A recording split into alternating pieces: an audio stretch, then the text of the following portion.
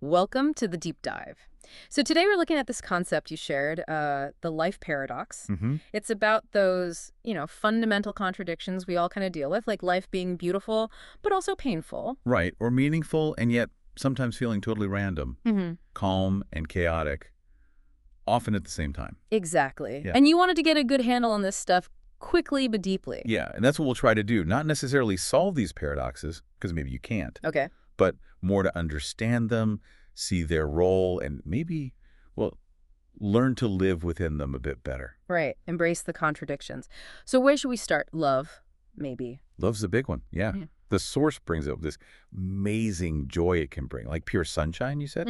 Absolutely. But then there's the flip side, isn't there? It opens you right up to potential hurt, real pain. Deep pain sometimes. Ah. And it seems like the more you love, the bigger the risk almost. Yeah. But what's fascinating, and Source points this out, is that we keep choosing it. We lean into that vulnerability. We do, don't we? Why do you think that is? Well, maybe that tension, that risk, maybe it's not a bug, but a feature. Perhaps it's where empathy really grows, where connection gets, deeper. Like the possibility of getting hurt is almost necessary for it to be truly meaningful. Could be. It's a thought, anyway, part of the paradox. Okay, that ties into another point, finding meaning even when things are tough. Viktor Frankl comes out. Right, Frankl, his whole thing about finding purpose, even in the absolute darkest of situations. And it's crucial, isn't it, to stress that this doesn't mean suffering is somehow good. Oh, absolutely not. Not at all. It's more about this incredible human drive, this capacity to look for meaning and sometimes find it, even when everything seems meaningless. That drive itself feels like a core paradox, needing meaning in a world that doesn't always seem to offer it easily. Exactly. It's fundamental to being human, it seems. So then let's talk about freedom, another paradox the source highlights. We all want freedom, right? Limitless choices. We think we do. But then the source suggests that total freedom, without any responsibility attached, it can feel, well, hollow, empty almost. Empty? How so? Well, maybe true freedom isn't about having zero constraints. Perhaps it's actually found in choosing our constraints, our commitments. Choosing commitments, like to people or causes or... Yeah, to things outside ourselves. That seems to be where freedom gets its weight, its substance.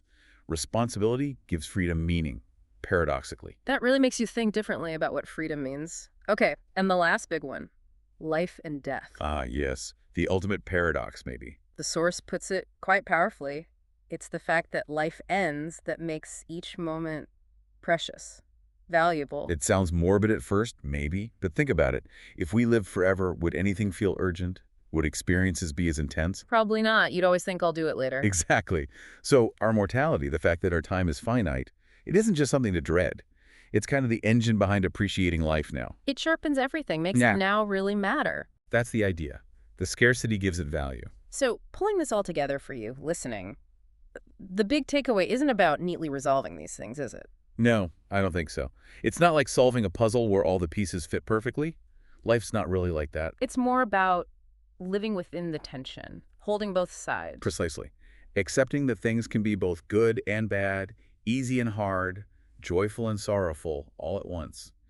Not forcing in either when life is often both hand. And learning from all of it, the highs and lows, which connects back to your goal, right? Getting that thorough understanding. Yeah, acknowledging the contradictions gives you a much richer, more complete picture of what life is actually like. So maybe the most, authentic way to live isn't chasing some perfect logical sense for everything. But embracing the beautiful, sometimes confusing, inherent messiness of it all. Yeah, the paradox itself.